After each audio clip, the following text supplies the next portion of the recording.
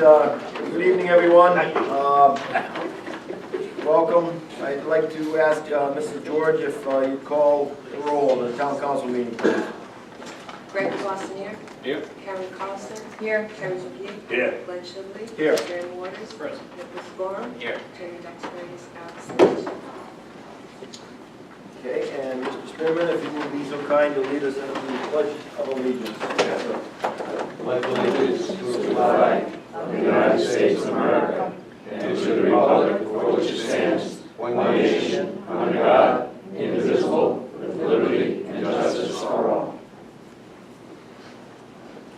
And if we could remain standing, please, the invocation. Had some calamities here, law enforcement, the last few days. Ask for a moment of silence for the police officer, Ronald Tarantino from Auburn, Massachusetts Police Department, that was fatally shot and killed 12:30 this past Sunday morning, a traffic stop. He leaves a wife, and 3 children. He was known to watch out after his 91-year-old mother. Certainly, we wish the family the very best and our blessings. Also, heard that we lost a Rhode Island police officer this morning. Tragedy, Officer Jason Burr, Jamestown police officer. I understand his parents are residents in western Coventry. He was killed this morning at 1 a.m. near exit 7 by a vehicle traveling the wrong way on 95. So we could just, again, send our blessings to their families. I know they have spots in heaven.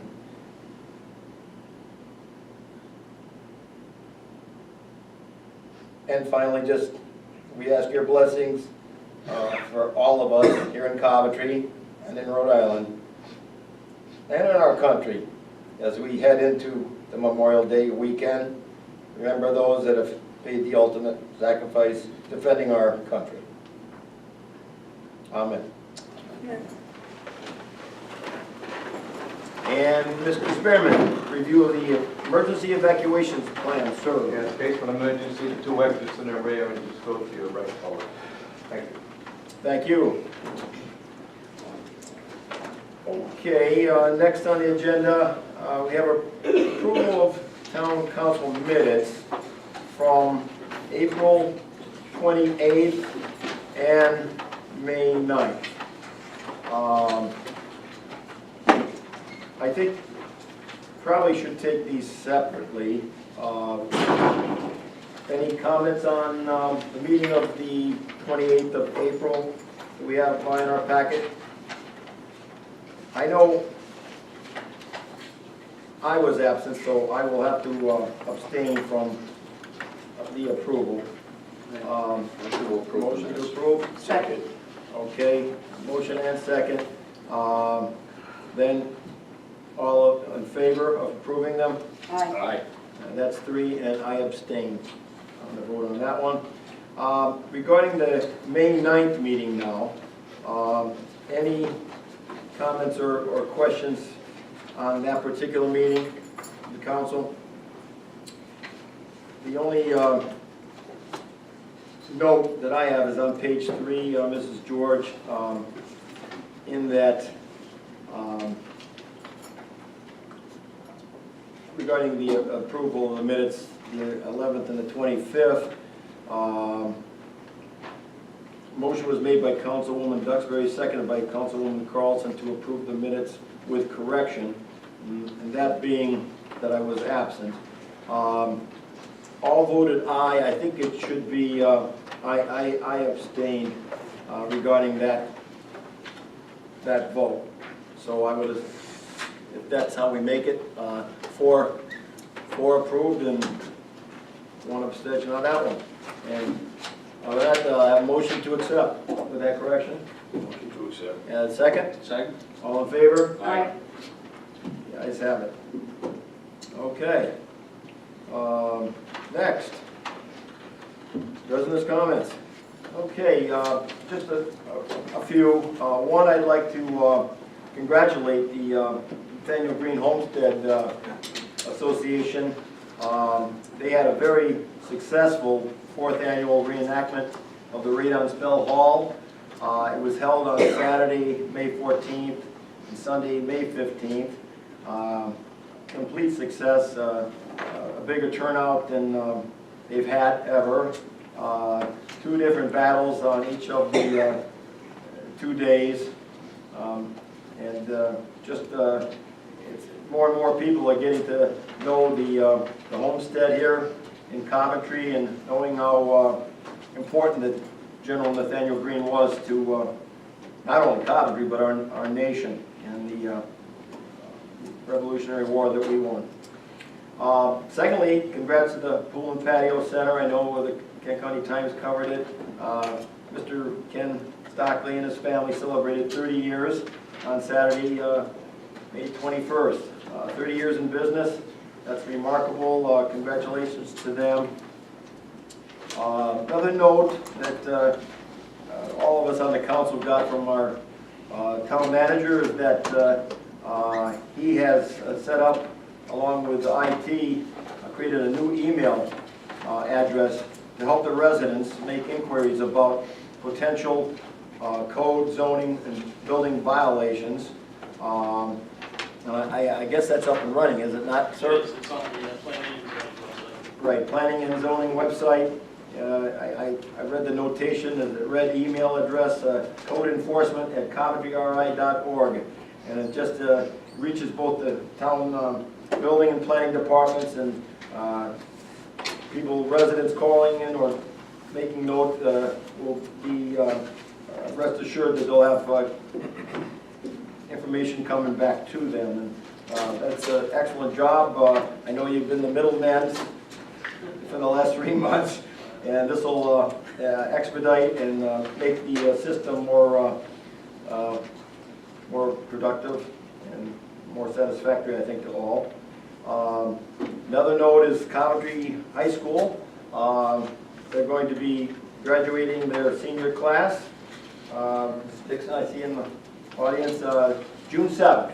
So we, down at the Ryan Center, got the invitation the council did, Mr. Leonard. Ceremony begins at 6, and want to get there by 5 because I know it's always a good crowd that shows up. Last year was a fabulous ceremony I was able to attend, and I should be there on this June 7th as well. Congratulations to all our graduates as they start their next phase in life. And lastly, just want to wish everyone happy Memorial Day weekend. Hopefully it's a fun one, a safe one, and just remember why we have the holiday. And that's it. Mr. Waters, I think we have a presentation now. Yep. Kent County Water Authority report. Mr. Ed Inman, I believe, is in the audience. I'll call up Mr. Hinman. Similar to what the school department does, I thought it was wise for our water authority to give a report of the water system, and going forward in the future on a quarterly basis, just to come in and give a brief, hey, how are things going with the water system and what's happening. So I'll turn it over to you, Mr. Does the mic work? Yeah, I mean, If you'd like to use the microphone, please. Yeah, that's what people can hear, we can hear you. I'm very loud as it is. It's not plugged in. It's not plugged in? Yeah.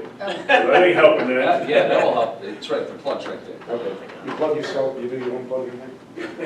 Where does it go? Right on the bottom. The mic box. Where's Jim? Don't try. You could have kept talking to him, and I don't think anybody would have No, known he- it wasn't plugged in. That's it. Can you hear me now? Yes, I do want to put a plug in. Thank you very much for inviting me. It's good to see a lot of old friends and new friends, if you will. I do want to make a plug for the high school. My daughter is graduating on the 7th. Congrats. And in great news, she's second in the class. I'm very proud of her, so she'll be speaking that evening. So if you want to go, and I've been working on a speech with her, and hopefully she'll do a good job of that. Did you want me to just launch into it and tell you what's going on? you Yeah. just give us an update with the system and the authority in Sure. general before you get into the rates and everything else? Okay, well, as you know, the Kent County Water Authority governs Coventry, West Warwick, East Greenwich, Hope, Situate, North Kingston, Warwick, West Warwick, and Cranston. I am your representative from Coventry on this board. We try to make sure we have clean, potable water that goes out to the public.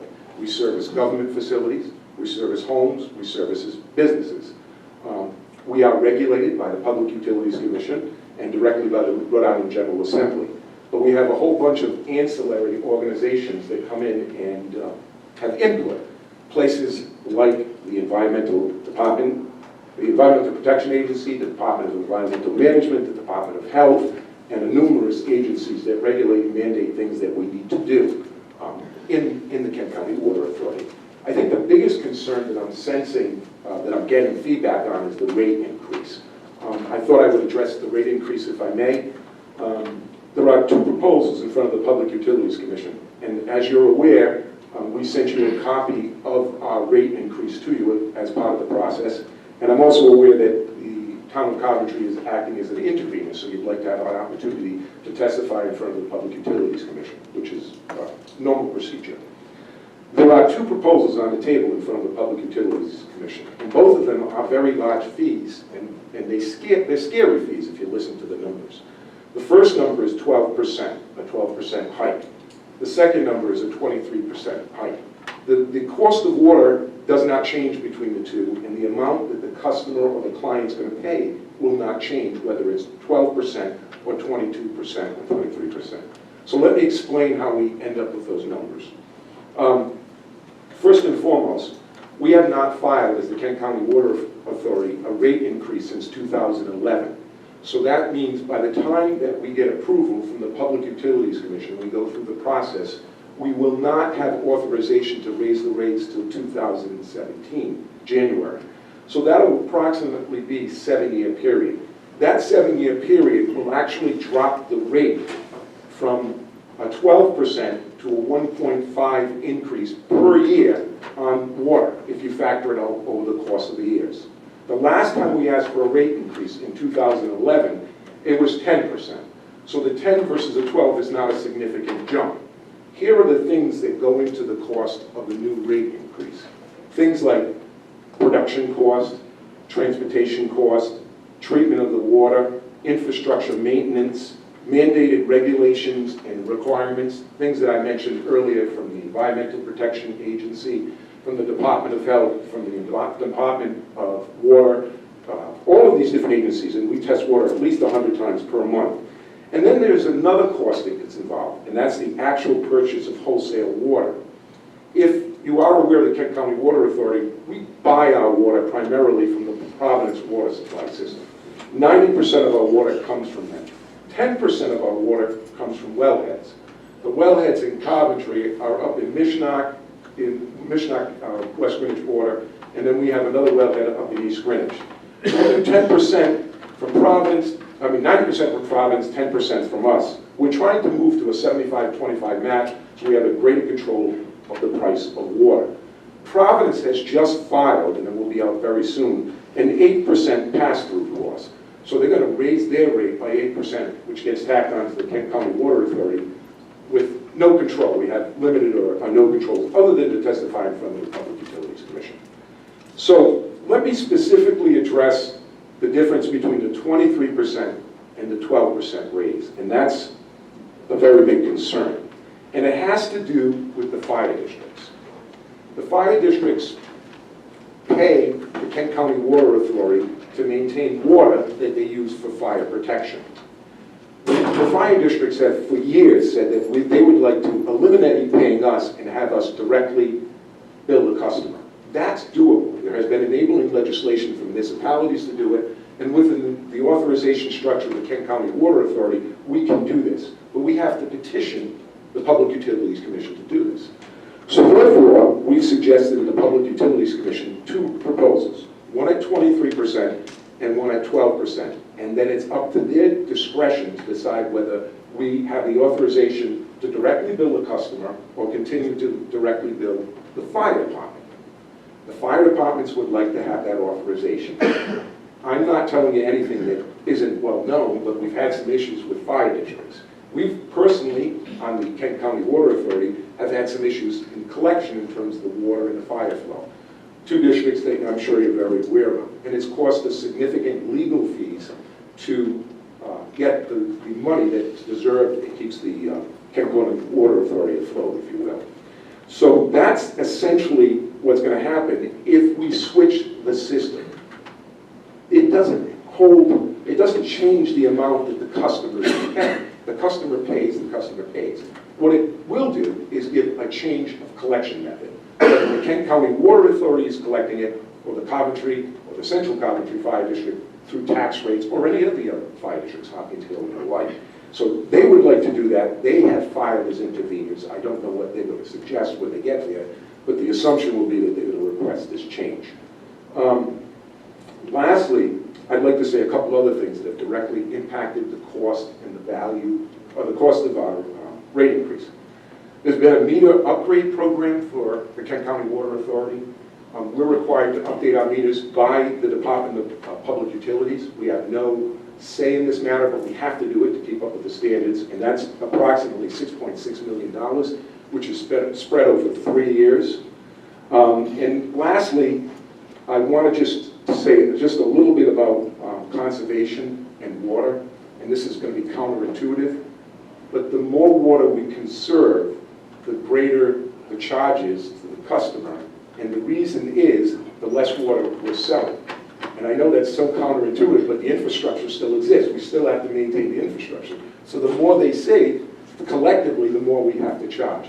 But it makes sense in the long run. And if you notice the building standards, and people have testified to this and the like, I just bought a new washing machine. The amount of water we use in the washing machine drops, so therefore the price has to go up.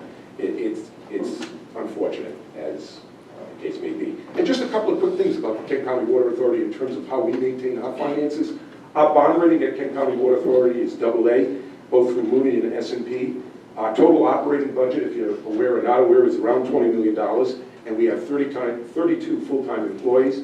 We could have up to 34. We have 2 that we do not fill at this time. Our pension fund, or a non-union pension fund, where we provide pension for the men and women that work there, which they contribute to, is 80% funded, and after the age of 62, they're allowed to collect.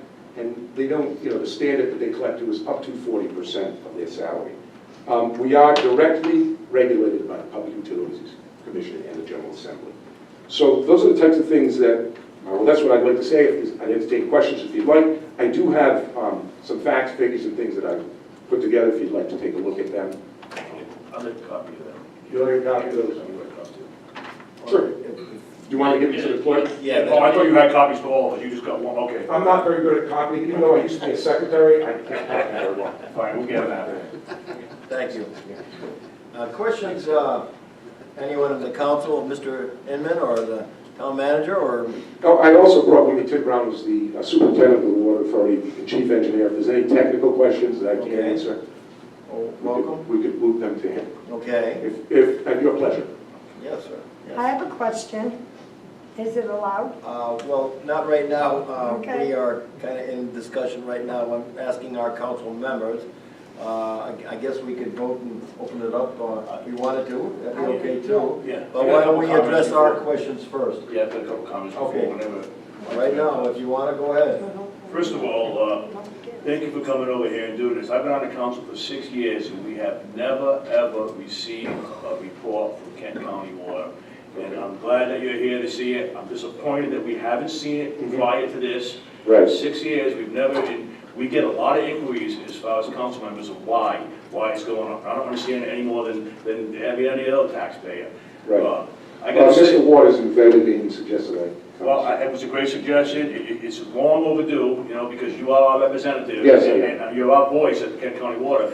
And historically, Kent County Water has not been very easy to deal with the town of Coventry. I've been a member of the sewer subcommittee, and we've had nothing but hassles with putting sewer lines in and being asked to replace. I'm not too impressed with the way we replace total water lines. We have not been able to be reasonable with Kent County Water. So I'm very happy that you're here, and I want you to be more of a voice for us when we have disputes and concerns. So I don't want to get too far off the subject, but like I said, I just want to appreciate you coming out here, Okay. and I'm hoping that we can get better relations with Kent County Water. Thank you. Yeah, I do. I have had a lot of discussions regarding the 80% to the fire districts and concern from various people and board members of, different boards. It says that the public fires, service charge is eliminated and assumed by the metered sales service charge, but the cost of hydrant installation requested will be billed at cost to the requesting party. Who usually is the requesting party? Is it, a developer might put in hydrants, depending on where the development is. Is the town requesting, or is the fire district requesting? I think there are certain standards that we have to meet under the National Fire Code for where the fire hydrant's placed. Is that the question you're asking me? Well, you're saying that it will be billed to the requesting party. So who would come to KCWA and ask for hydrants? Oh, a builder would. The builder would? Yes. But it might be would they go into established neighborhoods or just in new subdivisions? Or new building? New buildings, generally new buildings, yes. So would that be the contractor? Yes, Okay, yes. okay, If I follow your question, yes. yeah, okay, good, all right. So, but you're proposing that you're going to integrate the costs, say, I know at one point CCFD owed $165,000 to KCWA. You're saying now that all that would be passed on to the The customer. customer. But the customer pays that anyway, either through fire tax or will be billed through the Kent County Water Authority. The fire districts would like to have that authorization to do this. I would respectfully caution you that if the reduction does come to the fire district, I would think that conversely, then the fire tax would drop in rate. So we have to be careful that, or at least those agencies have to be careful of the fact that if you get a reduction, that the reduction translates to that fire district and to that individual consumer, because the consumer is going to pay then and then pay again. So we have to be very cognizant and very aware of that. But that would have to go in front of the legislature, I would think. No, Public Utilities Commission. Oh, the PUC would? Yes, take we it? already have authorization to do this. Okay, Yes, assuming that the rate passes through the Public Utilities Commission, but in terms of switching the fire district off, then that would be something that is regulated by the Public Utilities Commission. And testimony could be taken at that point. are these percentages real? In what do you mean? In terms of, you've got to go to the PUC, Yes, so well, they can, they can change it. yes, but I What's wouldn't, the flavor of that, do you think, at this point? I don't know. You can't I don't know, but I will tell you this, you gotta look at it, is from 2011 to 2017. I know it's an enormous money, and the conservative that I am, and Nick and I serve together, he knows that I'm probably more conservative than he is fiscally. The 1.5 is what it comes out to a year, and I nearly, you cringe when you see these numbers. I do. I'm like, it seems, A lot of people are cringing. yes, yeah, myself included. But when you look at the actual cost per year and what we're faced with, it is what it is, unfortunately. Mr. Hill? Regarding the 8% pass-through from Providence, Yes. would that be in addition to the 12%, or is that No. somehow included in that 12%? Yeah, increase? my understanding is included in. No, it is not included. It's an add-on. So that's it. So the cost of water obviously is costing more, so that, Right. That's flowing through, and which, again, would be, the public wouldn't get to a quote, a 20% increase, it should be a 12 and 8. Well, what will It'll happen, increase your costs. right, but we also have the opportunity to testify in pass-through costs and Yeah. those types of things. And I think the cost for the actual, and Tim can give you the exact numbers, the cost for the actual Providence water is probably a 0.25% increase. Yeah, it's about 2% of the. It's about 2%, so the 6% is a pass-through cost that they use and tack onto us to supplement their existence. Thanks. Can you talk a little bit, you mentioned in your comments about, right now it's about 90-10% coming from, 90% coming from Providence, 10% that we're generating ourselves, and there's a plan to do a 75-25%. Can you talk about a timeline and what? That question I would defer to Mr. Brown, but I would say that we're in the process of examining to the 75-25. One of our wells head is down, I believe. once that up, it will increase the amount, and there are opportunities to increase that amount. What's the plan for that, Tim? 2 years. It's a 2-year phase-in? So To the would 75, that 25. negate some of the pass-through costs? that we Yes, receive? absolutely. Well, it would have an opportunity for the Kent County Water Authority to control a greater amount of the way that they charge for water, because we will control the water. Now, there's infrastructure costs and there's maintenance and those types of things to get the water on the ground, but it will not be the same as the province water. So to answer your question, the answer is yes, it would control the prices better. Now, if the town is able to put in sewer systems, and Mhm. would the Kent County Water Authority be able to draw clean water from Lake Tioga? A little sarcasm. I don't think so. I don't know. Oh, there's, all right. Sarcasm. Oh, it's all right, you threw me for a loop. All right. I was gonna make a water joke, I didn't do it, so. I think the last council meeting there did. Oh, they already did it, okay. Yeah. Well, the director of the Department of Health is in charge of water. We know her name is June Swallow, so I mean, it's, and our veterinarian is Dr. Bird. I mean, you just can't make this stuff up. Mr. Emmett, on the PUC. Yes. The makeup, membership. Yes. I know, is Mr. Ahern still? Tom Ahern is the director. He still is, Tom okay. is still there. Okay, and on the board, you know, those that you go to Right. make your appeals to, what's, just, you know, for everyone's information, Sure. the makeup? Well, it's a 5-member board. I don't have the names off the top of No, my head. I don't need names. Yeah. Just wonder, It where acts are as they a- coming from? Where do they come from? They're a judiciary board. They're appointed like a judiciary. They Okay. act as in that capacity. They have regulatory powers. They assess and they do that. If there's a problem with the Public Utilities Commission, I think it's directly appealable to the Supreme Court. They're regulated by the Rhode Island General Assembly. Well, I thought Yeah, somehow. and Meg Curran is one of the members, and they have 2 new appointees that are on the board. The deputy director is Kevin Lynch, and he does the bulk of the examining of this work. Okay. In terms of presentation in front of the Public Utilities Commission, that will be handled by our attorneys, and Mr. Brown will be testifying. Okay. In my capacity, I would not be testifying. The chairman of the board, Bob Moyer, would be there as well. So those are the types of things. In terms of getting what their ideas are, I mean, it varies. The board's makeup has changed over the last couple of years. Gina Raimondo just made 2 appointments, I think, to the board. I have another comment. Yes. I mean, historically, the PUC grants you whatever increase you're looking for. Because I guess my question is, all the options we have, what if they say no? What are you gonna do, shut down? You can't. You can't, exactly. So my point is, they're gonna give you whatever you're asking for. Well, I didn't. My point is, the taxpayers are stressed. I mean, Oh, we got, yeah. you know, we can't afford, you know, an increase on this. I mean, we don't have an option. I mean, Right. you know, if you guys could raise the water up to any price you want, and we don't have any other options. Right. That aggravates the heck out of me, and everybody else has to pay this. As much as your blood pressure is going up, my blood pressure goes up as well, because we have a series of things that we have to address. The cost of the water, the cost of the infrastructure. When I saw these prices, I felt the same exact way you did. And to this point, I do. Now, the Public Utilities Commission does have the option to go through and change some things.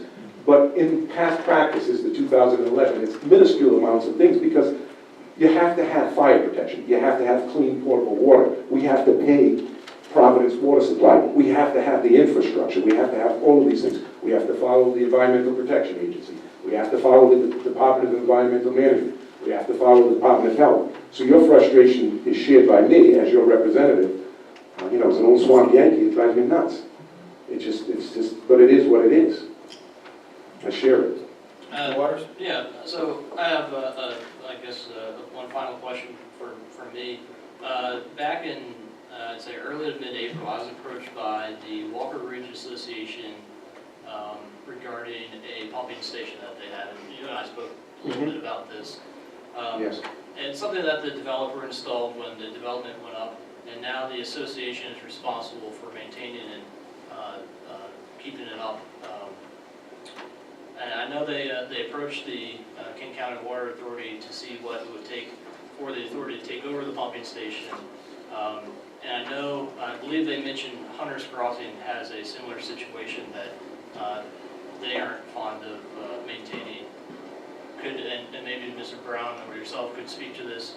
What if the residents are willing to have a special assessment for Kent County Water Authority to completely take over, even if it's a complete replacement of the pump stations and the it's a significant cost to the residents of those neighborhoods, and they're willing to pay for that. What would it take for the authority to take over and the pumping stations for those two associations? Those two developments? Well, it's a process. It's a lengthy process that it would go through in front of the Kent County Water Authority to do that. I am one of 5 members, so it would require a majority of members to go along with this. You got to remember, if we take over these pumping stations, then we're bearing the cost of those pumping stations, meaning the Kent County Water Authority, so it's going to be spread out across the entire district. Now, I'm not saying it's the right or the wrong thing to do, but we have to go into this with our eyes wide open. I would like to also mention that I've had discussions with Councilwoman Duxbury about the Hopkins Hill condos off Hopkins Hill Road, that where there's a really significant problem in terms of the water lines that were placed in there. Some of them are on public wells that are not going to be able to sustain the facilities, and some of them are on Kent County Water. They would like to update the infrastructure and do that, but we're talking multi-millions of dollars because the developer who put in the lines does not meet the standards set up by the national government and the state government. So therefore, we can't provide the water to them without changing. We don't even know what they look like. You know, we cannot have a cross-contamination of the water system because it would backflow into the other system and shut the entire system down. So those are the types of things you have to deal with. In terms of the pumping station, is it Walker Ridge that you were talking about? The pumping station in Walker Ridge is actually a pretty decent pumping station. The only thing that requires of that is it needs a little bit of maintenance.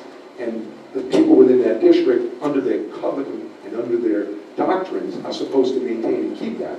They would like to have that taken over by us, and that is a process that would take. But at this juncture, it's functioning and working. I am not familiar with the Hunter's Crossing situation as well. But it is something the Water Authority could take up and examine and look at. But it would require a majority of the board to go along with it, and then there was costs incorporated in that. And I've had discussions with yourself and others involved in that process. You know, on that point, I mean, it seems as though there's an unwillingness from Kent County Water, that people are willing to pay to have, it happens a lot, you know, with sewer pumping stations and so on. I mean, they're willing to pay to have it transferred. I don't see what the problem is. It has to come down to dollars and cents. The associations are willing to pay for this. It's significant dollars, and it's significant dollars, but it's not only just for Hunter's Crossing or for Walker Ridge or for Hopkins Hill. If we update their infrastructures, the amount that it costs, it's going to be borne by everybody else that's out there. I mean, we're talking millions of dollars, and at Hopkins Hill, because of the way the system is set up. I don't know what a figure is for Walker Ridge. I don't know what a figure is for Hunter's Crossing, but we have to go in there and realize what we have. The pumping station at Walker Ridge has not been maintained to the degree that it needs to be.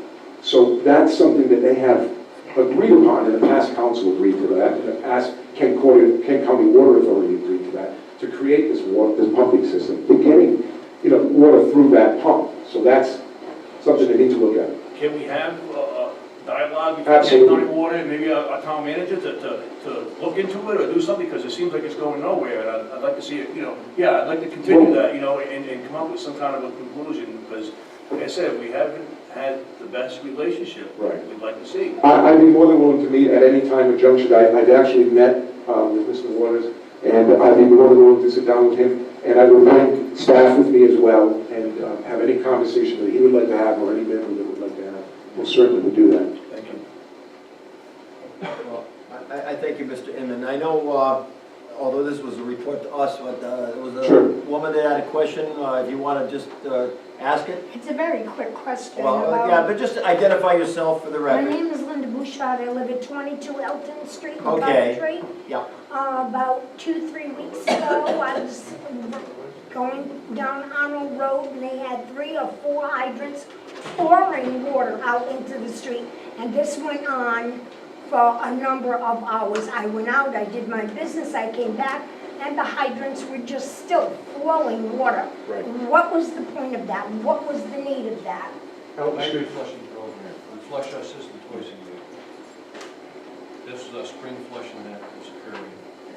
And it takes time. Takes time, we're required to do it. Okay. Thank you. Okay, thank you. Thank you for coming out. And, You have my phone number, yes. come down to my house, whatever you want to do. And Thank you. we'll see you next week at graduation. Graduation, yes. Okay. Yes, yes. Thank you, Mr. Brown. Okay, next on the agenda, we have council district updates. I'll start to my far right, Mr. McGee. Actually, we're thrilled to see that 116 is 99.9% finished. The final coat of pavement is on, and so everybody's excited about that. Now I'm getting complaints about People are they're driving going too too fast, fast. because they're going racetrack. They can't even take it here too, but the roads come out beautiful, they did a good job. And also, there's been street sweeping on my district, which is great, so I want to thank the DPW for that, did a great job on that. Besides that, everything else in the district is going smooth, and hopefully it continues. Very good. Mrs. Carlson, District 1? No? Mr. LeBossinier? Just to note that they started this morning on a project on Station Street, so Station Street between Highwood and Ginger Trail is closed, I guess, for the most part during the day. I thank the manager and Mr. McGee for getting a sign out there at the intersection of Hunter's Crossing and Calvin Town and Station Street, just to give people another option to seek an alternate route. Other than that, that seems to be going well. Okay, District 4, we have had some paving going on in Oak Haven. I do thank the DPW. We've had Laurel Avenue and Center Street and Green Street and Pembroke, and we've got others calling to see if their street's going to be done, and I didn't want to give them the wrong information, so I referred them to the DPW as far as what streets, if any more, are going to be done in the neighborhood. But it's beautiful what's been done. Also, I see where construction on O'Reilly's Auto Parts are moving along on Tioga Avenue, so I would assume that within a few months we'll have a new business. Hopefully we have a lot of vehicles in Coventry, because I think it's going to be our third auto parts business on Tioga Avenue, but business is business, so that's good. So basically that's all I have right now. And Mrs. Duxbury's not here, so right now, Mrs. George, yes, Sorry. that's okay. A bit of good news, though, fingers crossed, that the ROTC has passed one more hurdle for the Navy, go Navy, of course, and so hopefully maybe in another month we might know that the Navy's coming in and bringing ROTC in. That'd be excellent. Sorry, forgot that. That'd be excellent. I know I got some addresses to send emails to, and I've done my small part on that too. And go Navy too. My daughter, Lieutenant Commander there. All right, next we have a school department report. I see at least two members. Would be Mrs. Nixon, you giving the report to us tonight? Okay, and come on forward. Welcome. Thank you. As you're completing the school year almost. Almost. Our work never ends. I know. Okay, members of the town council, town manager, town solicitor, clerk, voters, and community members here this evening. I'm Ann Dixon, 141 Perry Hill Road. I'm a member of the Coventry School Committee, and this is our May report to the council.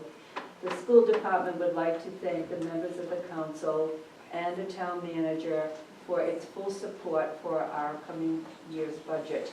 While we recognize that the voters will make the final decision at the town financial meeting on June 14, we also recognize and are encouraged by the support that you have given us. So thank you to each of you very much. Thursday is going to be a very busy day for us. On Thursday, May 26th at 9 a.m., the Air Force Junior ROTC program will be officially deactivated, and if you wish to attend, please do come. While this 40-year tradition is coming to a close, the superintendent recently received a call from Navy ROTC stating that Coventry's application is still alive.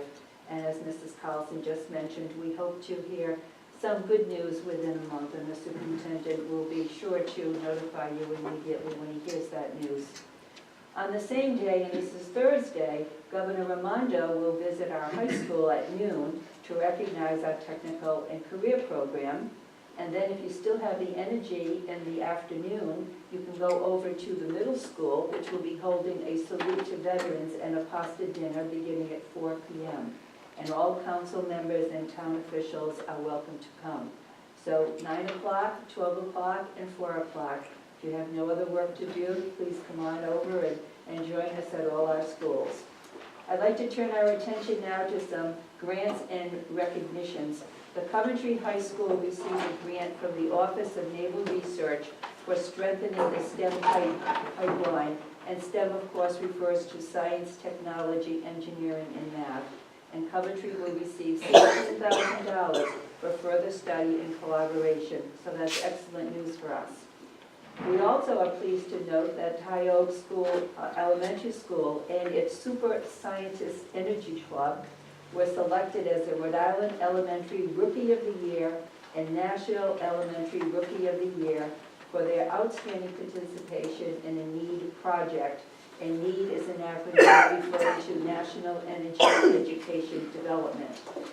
And the Weston Coventry Elementary School also participated in a NEED project, and they were selected as the Rhode Island Elementary School of the Year and the National Elementary Runner-Up. So the student representatives, along with their parents and their teacher, will actually be going to Washington, D.C. in June for an award ceremony and a sightseeing tour. So their teacher is Mrs. Luca. We had the great pleasure when we had our school committee meeting at our last meeting to have a presentation by the students, and they are a tremendously enthusiastic group, and we were absolutely amazed by the quality of the work that they're doing at such a young age. Next news is the Coventry School Committee does expect to appoint a new assistant superintendent at its meeting tomorrow evening, and we are working very diligently to make sure that we have a very smooth transition in our top leadership in the school department so that we can continue the fine programs that we have been working on. And as a final note, I would just like to mention that May 19th, I attended the Coventry High School Senior Awards Night. 56 of our seniors received 87 awards. At the program, over $322,000 was awarded. Additionally, some of our students had received scholarships directly from their attending colleges, and they had also received some scholarships from the Coventry Teachers Alliance. So when you look at all of the money that has been awarded to our students, it really is over $2 million in monetary assistance that is going to our students. So our students are doing very, very well and great improvements. And I'd also like to mention that in May, I attended the Coventry High School concert program on the 11th and the middle school 7th grade concert program on the 18th. Now, we don't have an instrumental program in our elementary school. However, the middle school is doing a great job in recruiting students to its 7 ensembles. So the middle school is now becoming the feeder for our high school. And in the 4 years that I have been on the school committee, I have seen a great improvement in the numbers of students participating in choral and instrumental programs, and also in the quality of the programs that they are presenting. So I think we should all be proud of what our music department has been able to do to build up that program. It really is a remarkable difference from when I started on the school committee 4 years ago. So I am finally going to say, in concluding, that I am really looking forward to the day when we all can proudly say that the Coventry School District is a school of choice. Thank you for your support. Before you leave, I just, I think I read in the paper where the VOTEC school is working with an agreement for criminal justice coming in. That is correct. Roger Williams University, and will that be, as far as you know, happening in the fall, or is that maybe down the line as far as a year from now? Because I did read it, I think, in the Journal, if it was not the Times. But the criminal justice program? The criminal justice program has been approved. We discussed it at the last school committee meeting, and we are starting our first program in September. You are? And it is in partnership with Roger Williams University, and we will be using a curriculum primarily that they are providing to us. Very good. And there were a number of students, you know, who are in the ROTC program who are very interested in criminal justice. Yes. So this provides a nice niche for those students who want to have perhaps a career or consider a career in criminal justice. A lot of times it goes hand in hand, yes. Exactly. Very good. So our programs are increasing in number, and as a school committee, we're trying to make sure that we maintain the quality of all our programs, because there are a lot of programs going on now, a lot for students. Very good. Any other questions? Any other questions? No? Well, thank you for coming out tonight and Thank you, sharing that news it's with always us. a pleasure, thank you. Thanks, Ann.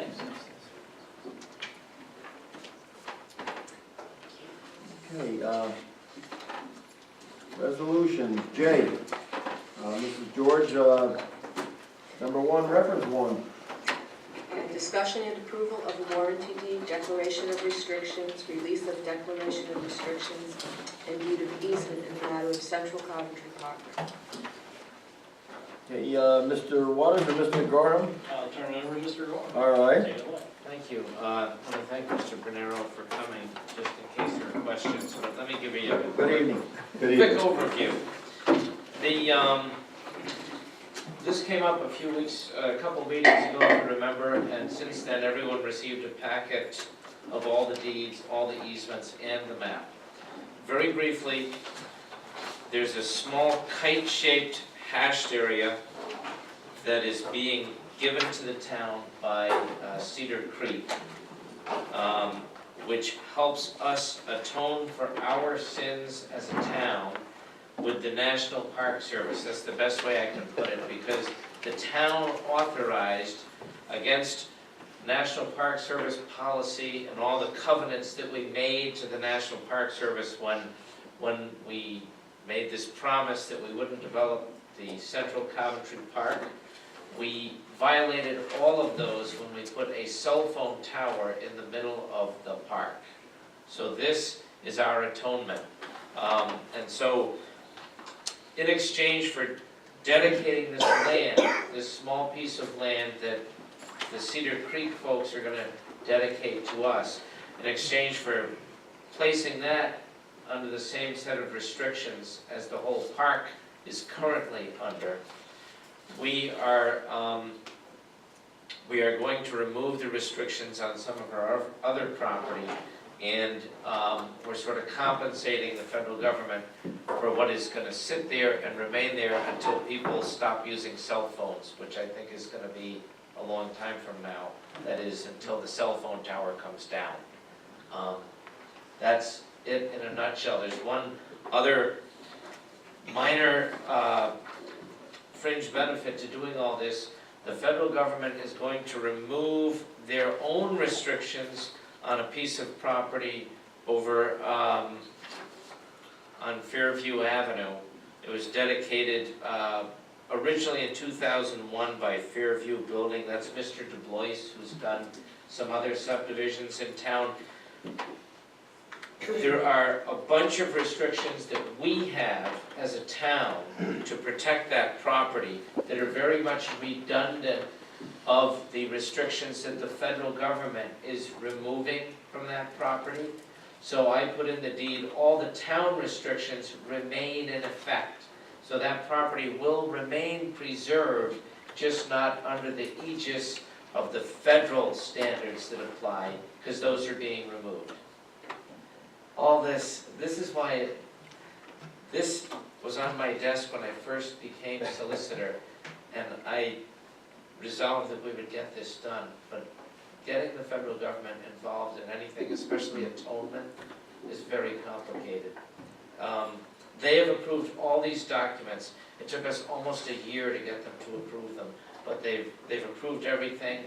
And last time there were questions, so I asked Mr. Bernero to come on behalf of Cedar Creek tonight to kind of field questions. But Again, I've been working with Cedar Creek with John Assalone. This goes way, way back, probably a good 8 years ago.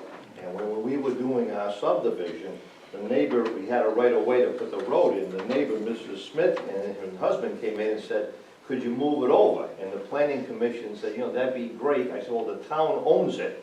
And we got a hold of Guy LaFave, and Guy was, was thrilled that we could give him an acre of land for about 3,700 feet. And that 3,700 feet is basically coming into Cedar, and once the road is accepted, it's going back as the town road. So it's a win-win situation for the neighbor, for the town picking up an acre of usable land for the park and the atonement for the cell tower.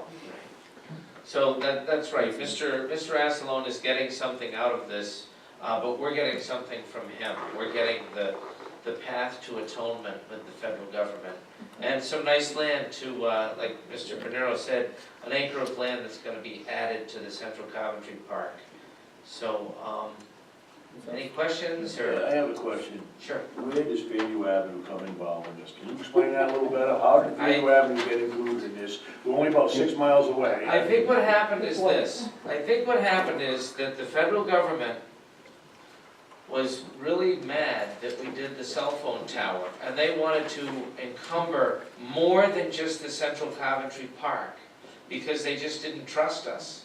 And so they also encumbered this additional piece of property, which is further away. There wasn't enough to satisfy their ire at the town for having put up this cell phone tower, so they reached out to another piece of property and encumbered that. And now that we're all, I guess, happy again or whatever, they are allowing us to remove that encroachment. But it was redundant to begin with. This was not a piece of property that we wanted to or could have developed anyway, because it's subject to a separate set of restrictions that we agreed to in 2001 with Mr. Du Bois. So, I have a little background on this. Do you- Because all right. I represented an applicant on 117 who unfortunately got denied to put up a cell tower. Great guy. And at the time, the town was hell-bent on putting it on Provident Place for the money. And I think Bobby Du Bois' subdivision was before the planning commission at the same time. And it was, okay, look, we're gonna swap this land for that land without the consent of the federal government. That's where it came from. all right. So where is this? Federal government, higher, Yeah. I guess the answer. I mean, this is obviously the Nike site we're looking at. This is the cell tower that Greg's radio guy Yes. is on. Yes. So So- that's that little bit here, Okay. right? Yeah. Okay, so Well, what is currently at Fairview Avenue? Nothing. Nothing, it's just an open space that they encumbered. Okay, it It's will gonna- remain an it's open gonna remove space. the federal encumbrance, but it's going to keep the town restrictions still on it, so it's still gonna remain open space. and Just- nobody can do it. Nothing changes from that, we just get the federal government out of the picture. And then Cedar Creek is this part? But where, is this the Nike site here?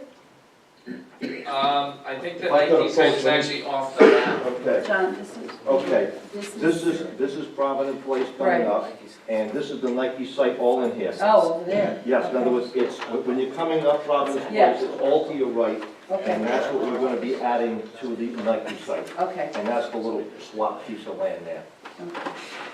Okay, This certainly was So we've. It has a lot of history to it. difficult. We've gone from missiles to cell phone towers and now to open space, so and the government, what's next? Who government knows? blessing, the federal government blessing. Okay, I don't have any other questions, of the council, anything else? Well, thank you, Mr. Bernero, for This coming just- out, and Thank you. Mr. Gong, good work, Thank thank you. you. Thank you. The resolution just authorizes our town manager Right. to execute all these documents on our behalf. Further, that's number 4. And it doesn't cost us anything. Further, town Not that I'm council aware of. authorize the town manager to execute and deliver any and all. Okay, No cost to the town. that's probably somewhere in there. Motion to, Motion to approve? motion to authorize the manager to enter into this warranty deed? Do I have a second? Okay, second, all in favor? Aye. Aye. Thank you. Ayes have it, thank you. Thank you, John. Okay, number 1. Number 2, Mrs. George. Resolution appointing Richard Colonian and Jason Osikowski to the planning commission. Okay, do we know is Mr. not here? Mr. Colonial? Mr. Clooney. All right. Rich, if you don't mind coming forward at this time. Read it. Did we vote? Yeah, I was just gonna say, you're gonna swear me. Did we Oh. vote? We better, Yeah, that's right, we better vote before I swear in. You did it too. I did. I did it last time. All in favor? Make a motion, Motion. Make a motion. second, A motion to appoint, And second. and Mr. Ozakowski. Okay, and he'll be sworn in later, right, Mr.? That's the second? We couldn't make it tonight. And that was the second? yep, All in favor? aye. Aye. Mr. Cohen, a little premature tonight. And if you could just, right hand up, sir. Do you solemnly swear that you will be true and faithful to the state, support the laws and constitution thereof, and that you will well and truly execute the duties of member of the planning commission in said town of Coventry, Rhode Island, for the term which you have been appointed, and until another be engaged in your place, or until you be legally discharged therefrom, I think it should be. So help you God. I do. Congratulations and Thank you thanks for very another 5-year commitment. Thank All right.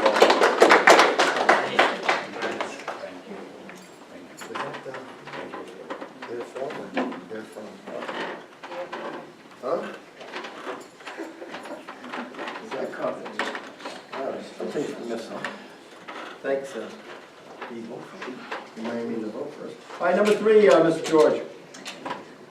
Resolution authorizing the town manager to execute an employment agreement for Major Heist at the Coventry Police Department. Okay, does Mr. Waters, any comments, or just ask for a This vote? was this is a long time coming. The major, or the captain, Captain Hayes is with us tonight, so is the chief. This contract, this resolution authorizes me as an agent of the town to enter into an employment contract with now Captain Heiss, presumably Major Heiss in the future, for a term of 3 years, containing many of the covenants that are defined in the collective bargaining agreement that the town currently has with the majority of its police force. Once the contract is executed and signed by both parties, it will be posted on the town's website for the public. It'll be a public document at that point. Okay, very good. All right. Motion to approve. Do I have a second? Second. All in favor? Aye. The ayes have it. Very good. Okay, congrats. Number 4, Mr. George.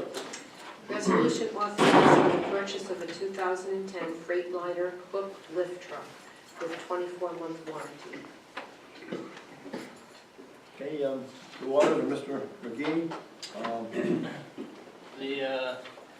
I'll ask Mr. McGee to come up and If you would. talk about the hook lift truck, but it is to authorize for the purchase and the T-Bill as well. Good evening. And be mindful that that microphone is broken, so I can make it a speak that's fine. extra loud. Good evening. Good evening, council members. The resolution before you this evening is for the purchase of a 2010 hook lift truck. This is the backup truck for the 30 10-yard containers that we have now. What we're utilizing now, which is a 1990 hook lift truck that is no longer roadworthy. It did not pass inspection and there's too much rust and rot on the body. So there's no, we had 2 roll-off trucks, so we had a redundancy in the event of a breakdown. This would be the last piece of the pie for the automated bond, so we'll have a redundancy for the hook lift trucks. We've been looking for 6 months, we finally came across one, and we went out to bid, we had a single bidder for it, and the recommendation before you was for this hook lift truck for the sanitation bond. So this is out of the Automated. 5.5 million, The automated bond, yes. and then how much do you have left? And 'Cause- the automated bond, yeah, over $1 million. $1,075,000 before the purchase of this truck. Could you for explain, the purchase. Before the purchase. could you explain to us what a hook lift truck is? Yes. I don't know, 'cause I looked it up. Unlike a I mean, I know, basically. Unlike a roll-off truck which backs up to a box and pulls up the table, this hook has like a J-hook, and it's adjustable between 36 inches and 54 inches, where it can go onto a box and pull up onto the truck. It's utilized throughout all the schools and throughout the town. And this truck can carry those big dumpsters? This will carry the 10-yard, the smaller dumpsters, the small box. The 40-yard does 2 roll-offs. It would cost too much money to retrofit those boxes to be picked up by the roll-off approximately $1,500 per box, and it's 30 boxes. They're only worth $3,000 a piece, so it's not worth, but they're all in good shape.